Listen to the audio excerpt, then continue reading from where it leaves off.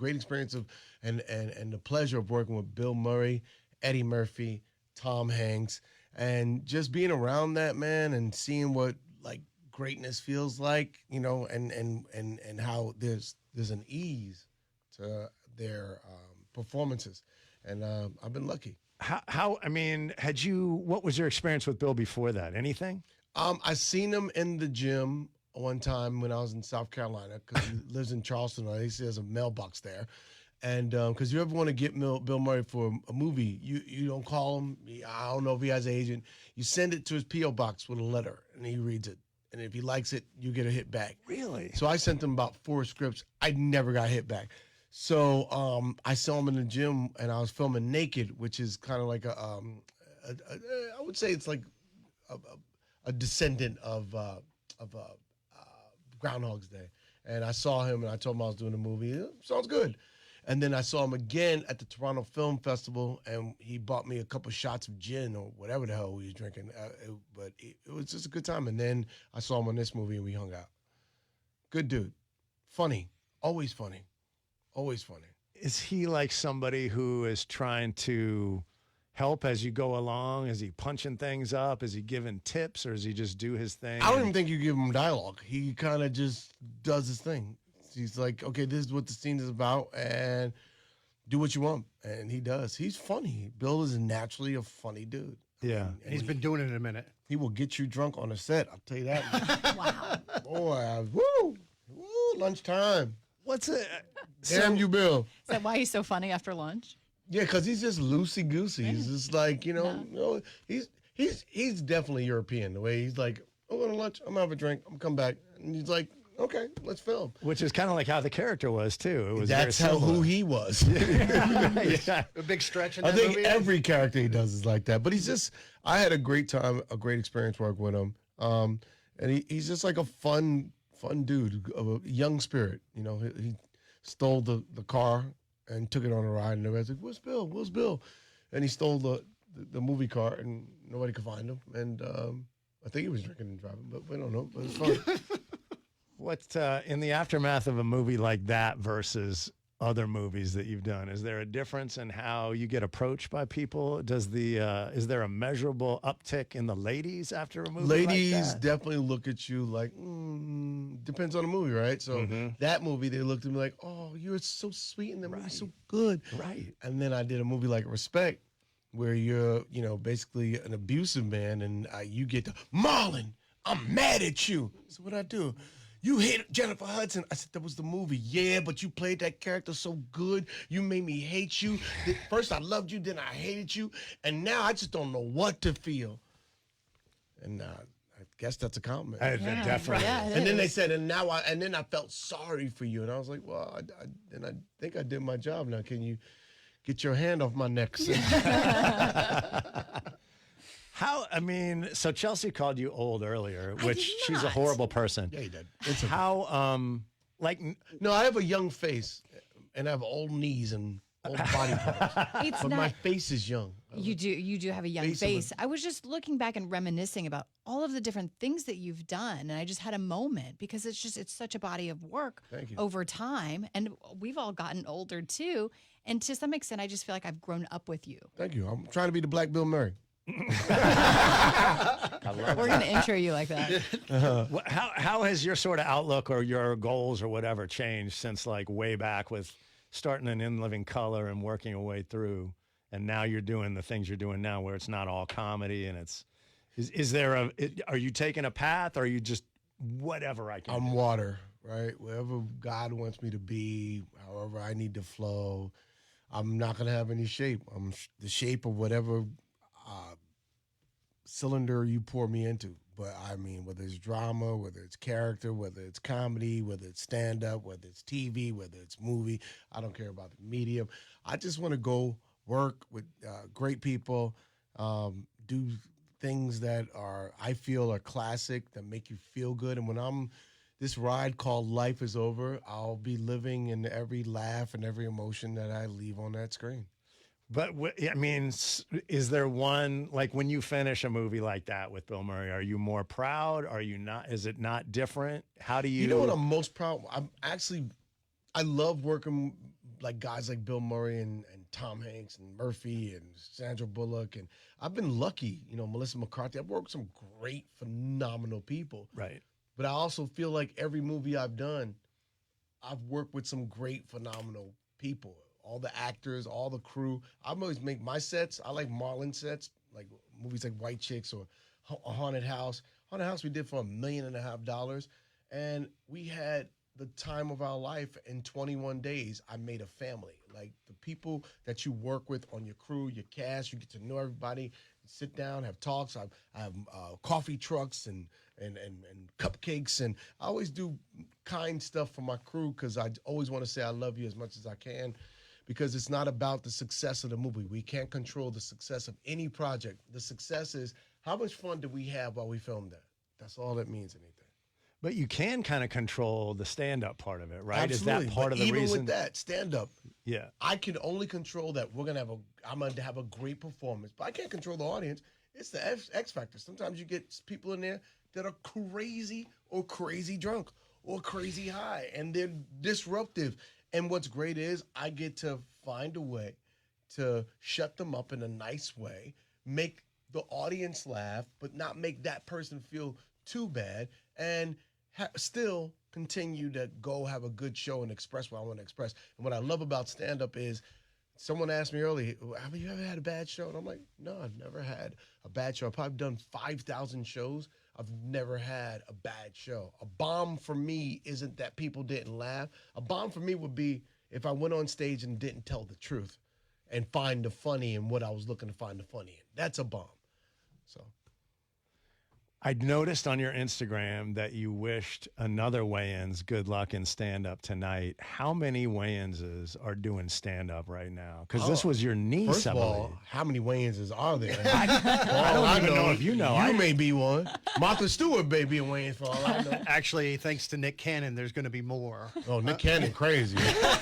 Nick Cannon truly is wilding out. Yeah, I don't even look at Nick. I don't look him in the eye. I think You get your eye he pregnant. may get me pregnant. Right. That's Nick Cannon got my eye pregnant. So Shantae Wayans? Shantae is my niece. Is your niece. So right now doing stand-up is, I do stand-up, Damon does stand-up, Damon Jr. does stand-up, my niece Shantae does stand-up, Craig is dabbling in it, Damien is about to, my son Sean and his son, my brother Sean's son Marlon, are starting to go to the comedy clubs to just to be around it because they're trying to catch the bug. My brother Keenan's son does stand up, which is, his name is Keenan Jr. So yeah, we have about maybe 8, 9 Wayans is doing stand up. It's incredible. I mean, it's unheard of. It's the family business. It's just what we do. Our gift is looking at life and going, what's funny about the most terrible things, and how do we make the world laugh with it? And whether that be racism, that whether it's death, whether it's whatever it is, it's how do we make people laugh with things that make you cry? When y'all get together, is it collaborative stuff, or are you like too many people trying to be funny? It depends, man. We all listen to each other with a rhythm. But I have 5 sisters, right? Kim is the calmest one, but she's really funny. But those that do it professionally, we're not always on. Yeah. Me, Keenan, Damon, Sean, like we talk. Kim, we do this, so it's not like But my sisters that don't do it, they stay on. I have 2 sisters that live out here. My sister Devon and Elvira, and I went to their house yesterday, and they made me dinner, and we laughed from the time I got to the house, which was like maybe 9 o'clock till 2:30 in the morning, just laughing, cracking jokes. My sister's house is all discombobulated. It's like everything was in the wrong place. I was like, "Where's the cups?" She said, "Look in the closet in the laundry room." Hell, am I going to the closet in the laundry room? And so I just started teasing her. "Where's the wine? Look in the dryer." Devon, where's the bathroom? Oh, that would be in the kitchen. The bathroom's in the kitchen. So we just laughed the whole time and made fun of each other, and that's what we do. Did I see there's a movie coming up or something Yes. with Matt Damon and Ben Affleck? What is Yeah, that? actually, those two other great guys I got to work with. I have a small part in this movie called I forgot the name of it, but it's about Nike Well, and about on the site it says the Air unnamed Jordan. project. Yeah, well, that's the name of the unnamed project, unnamed sneaker project. So it's about how Michael Jordan signed to Nike. So it's about that deal and who all was instrumental in the signing of that sneaker. So of that deal. And so I play one of his coaches that was influential in helping him get to sign to Nike. That time in history for those that are sports fans was it was a big change in the way things worked in the business, right? It's the way it looked on your feet. I remember them Converse. Me and my brother with our flat feet and no arches. We had those in the Pro Kids, and they had no lateral support. And the Air Jordan kind of just flipped the game. It was like, yo, It actually was a sneaker that looked cool, Right. and I mean, it actually functioned well as a sneaker because that's when lateral support and they started adding the midsoles started changing and the more ankle support and it's just and you could look cool wearing a shoe that actually functioned. When it was also sort of the start of when the shoe companies started putting money into these youth leagues and some Yeah. of that stuff, and it Yeah. became a different kind of business, and shoes became this huge deal. And Yeah, and now in the you got streets, that's when he coaches. started getting robbed for sneakers. Yeah, My and brother got robbed for his sneakers. Sean, really. him and his best friend, they got robbed, and they came home with socks. The good old days. Yeah. Boy, sadly, was- it's still uh, happening. The 80s, it was a good time. Well, I think that still It happens, is, sadly. sadly. Really? Yeah. You have been. I have 1,200 pairs of sneakers. I saw the video on your Instagram. Anybody ever wanted anything from me, I'm not fighting for anything. Life is the only thing that's important. Everything else, who cares? It doesn't mean all these objects, it doesn't mean anything. The only reason why I collect sneakers is because I grew up poor and I couldn't afford the Jordans. I couldn't afford any of the nice Nikes. So when I made money, I was like, and I always worked in sneaker stores. I worked in U.S. Athletics, Athlete's Foot, Foot Locker, my whole adolescence. So I said, when I get money, I want my own sneaker store.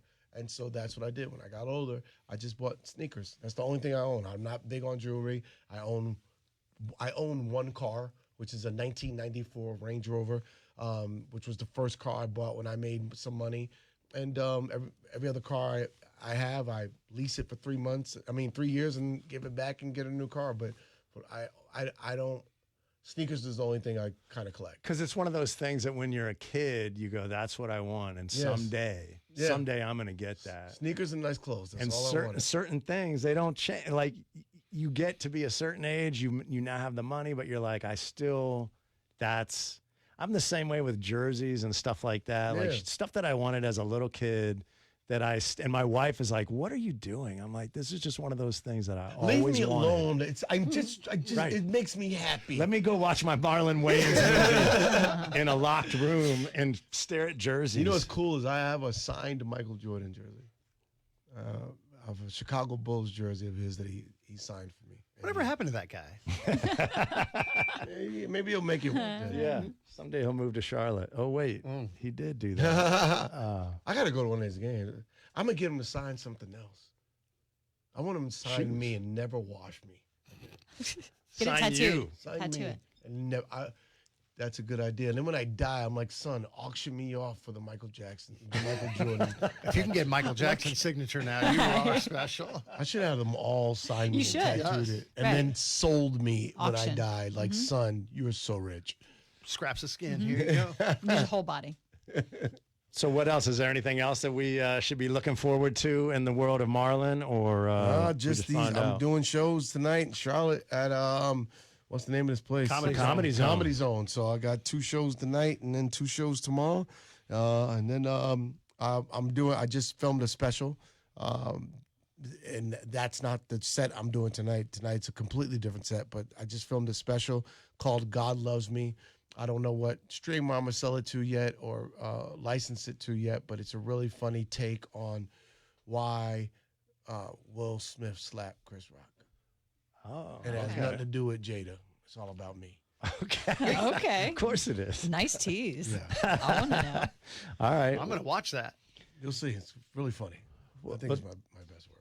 Thank you so much for I coming by, appreciate you man. guys. Thank you so Yeah, much. you need a nap, so We all I need wanna naps. Yes. The coffee is starting to get out of our system, and it was a good run. Let's go. Let's go to them sheets and get some drool. Huh? Let's go. Amen. Drool on 3. 1, 2, 3. Drool. Thanks, guys. Thank you, man. Appreciate you. Yeah, thank you. Good seeing you. Good seeing you. You'll always look like that 20. I looked at that picture, last picture of us. I was like, Marlon looks like he's 25.